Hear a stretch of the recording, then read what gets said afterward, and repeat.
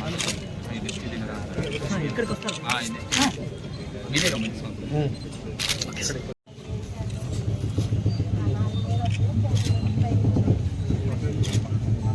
గవర్నమెంట్లో కూడా చంద్రబాబు గారు ఇచ్చారుగా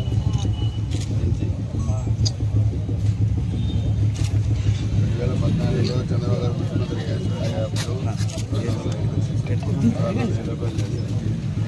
ఎన్నికలప్పుడు మళ్ళా 2000 చేశారు. జగన్మోహన్ రెడ్డి 3000 చేస్తారు.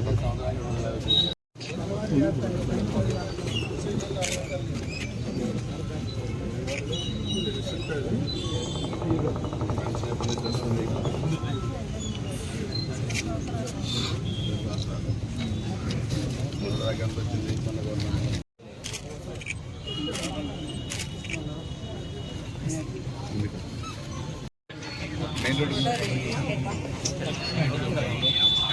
సార్ ఇంకొక 28కి 3500 చేస్తాను.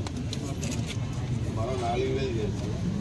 ఆ 4000 కూడా ఏప్రిల్ నుంచి ఏప్రిల్ మే 3 నెలలు 3000 పెరిగిన 4000 7000 ఒకసారి ఇవ్వడం అనేది ఇంతకుముందు చరిత్రలో లేదు, ఎప్పుడు కూడా లేదు. నేను 90 ఎమ్మెల్యే అయినప్పుడు 75 రూపాయలు పెన్షన్, తర్వాత అట్లా పెరుగుకుంటూ వచ్చింది.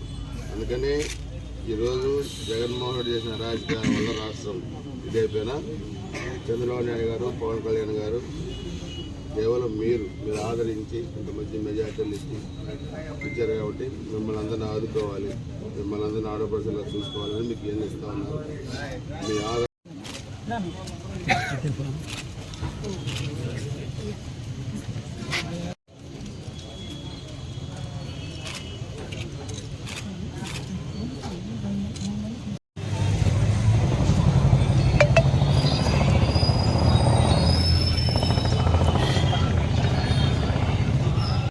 ఎందుకు ఇస్తున్నారు? ఇచ్చింది 4000 ఏప్రిల్ నుంచి చెప్పాలి. ఇచ్చుకున్నా ఇప్పుడు దిగిపోయామని ఇచ్చేది కాదు, చిన్న ప్రతి ఇంటికి మీరు పోవాలి. మళ్ళీ మీకు చెప్పండి.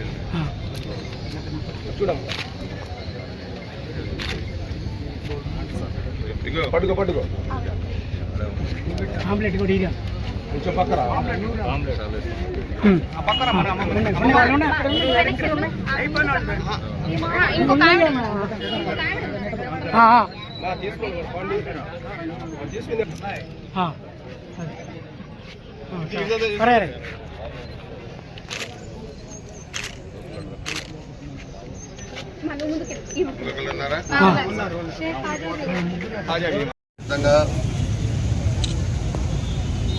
ఎన్డీఏ ప్రభుత్వం గౌరవ ముఖ్యమంత్రి చంద్రబాబు నాయుడు గారు, ఉప ముఖ్యమంత్రి పవన్ కళ్యాణ్ గారు, అదేవిధంగా భారతీయ జనతా పార్టీ నాయకత్వం, 3 పార్టీల నాయకత్వంలో ఏర్పడి ప్రభుత్వం ఎన్నికలకు ముందు ఇచ్చిన హామీలు నెరవేర్చే దాంట్లో భాగంగా ఈరోజు రాష్ట్ర వ్యాప్తంగా కూడా నూతన పెన్షన్ విధానాన్ని ఈరోజు అమల్లోకి తీసుకొచ్చింది.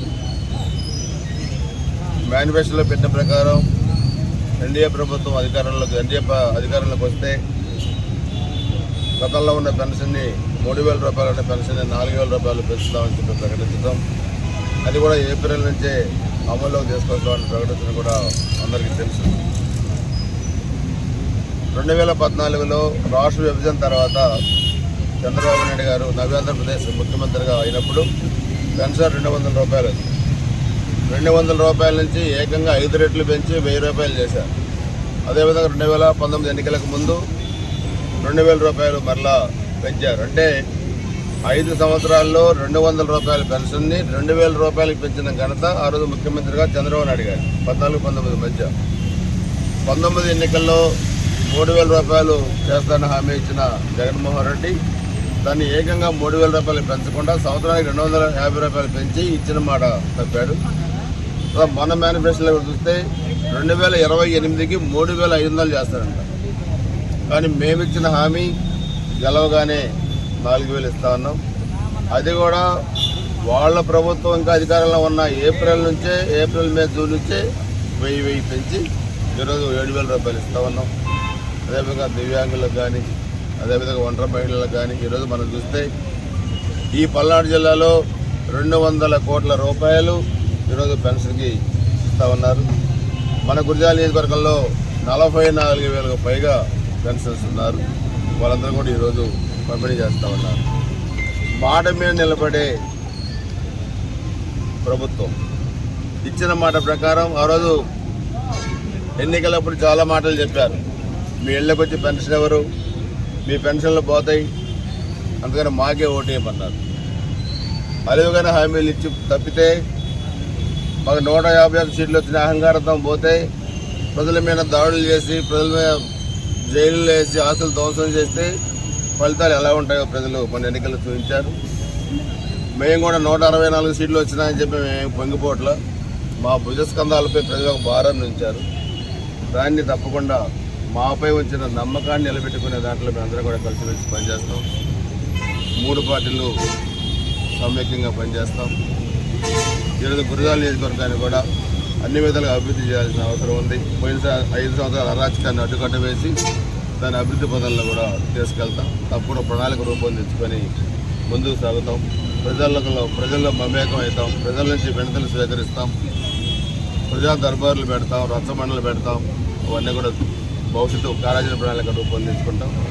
అందుకే మేమందరం కూడా ఈరోజు గురజాల నియోజకవర్గ ప్రజల తరఫున నేను కృష్ణమూర్తి గారు, అదేవిధంగా మన జనసేన పార్టీ నాయకులందరూ కూడా గౌరవ ముఖ్యమంత్రి చంద్రబాబు నాయుడు గారికి, ఉప ముఖ్యమంత్రి పవన్ కళ్యాణ్ గారికి అందరికీ ధన్యవాదాలు తెలుపుతున్నాం.